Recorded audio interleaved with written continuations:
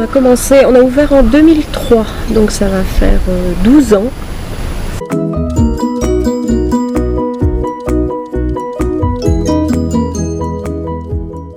Ici, donc, c'est l'ancien presbytère de la commune que nous avons acheté, Nicole, en 1982. Voilà. Au départ, c'était notre résidence secondaire et puis par la suite, c'est devenu notre résidence principale. La table d'hôte, en fait, c'est plus les légumes qui vont dicter les légumes du jardin, qui vont dicter les menus. Quand on peut avoir des produits bio ou des circuits courts de proximité, c'est ce qu'on utilise généralement. Alors, en ce moment, comme il y a beaucoup d'épinards, eh bien, c'est la tarte aux épinards et à l'andouille. Le calme, la sérénité, la nature, beaucoup quand même. Hein. Oui, tout à fait. Alors après, il peut y avoir différentes raisons. Il y a aussi, pour les gens qui viennent de très loin, c'est le fait que nous sommes centrés. Alors on a aussi des gens qui viennent pour les jardins, parce que comme on a un classement jardin d'hôte.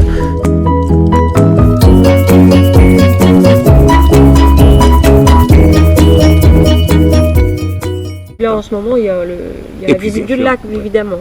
Beaucoup de gens qui font des balades à pied, puis nous, c'est vrai qu'on est une des chambres d'hôtes les plus proches du lac aussi. On peut proposer les pique-niques pour les gens qui souhaitent randonner le lendemain. En collaboration avec d'autres chambres d'hôtes d'Île-de-France, on propose un tour du lac complet en randonnée pédestre.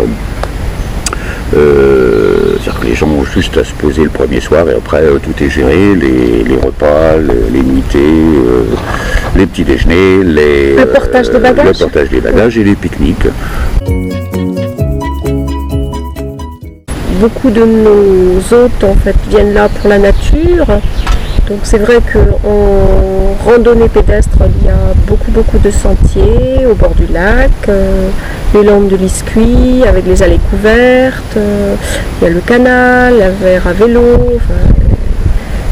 C'est surtout des sites naturels. À côté de ça, vous avez aussi des gens qui sont en recherche, par exemple, plus sur le patrimoine. Et donc là, c'est vrai qu'on est à proximité de sites patrimoniaux intéressants.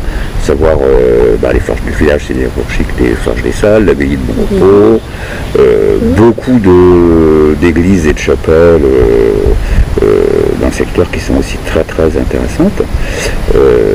Et puis il y a quelques musées aussi quand même. Les landes de l'Iscuit. Pour plusieurs raisons, parce que mon papa y est né. Moi j'aime beaucoup aussi toute la forêt de Kénican, en fait, des endroits qui sont pas non plus très connus, comme le Saut du Chevreuil, des endroits comme ça, un peu sauvages, un peu romantiques, pas envahis de touristes, et c'est très bien. Et puis j'aime aussi le lac de Guerre-les-Dents. Alors. Le jardin.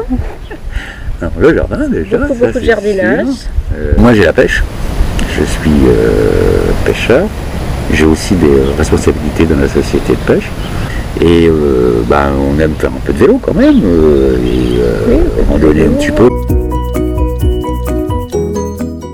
Un jour d'ailleurs on se l'est dit, quand on va arrêter les chambres d'hôtes, on fera un tour de France avec toutes les adresses qu'on nous a laissées. Alors, les gens nous laissent leurs cartes pour qu'on aille les voir, oui c'est sûr. Mais en règle générale, on fait plus de contacts, c'est plus facile quand les gens prennent la table d'hôte, parce que ce sont des moments conviviaux, pour lesquels on peut se lâcher un petit peu, discuter, on évoque nos joies, nos soucis communs, et c'est vrai que ces moments-là peuvent créer des liens.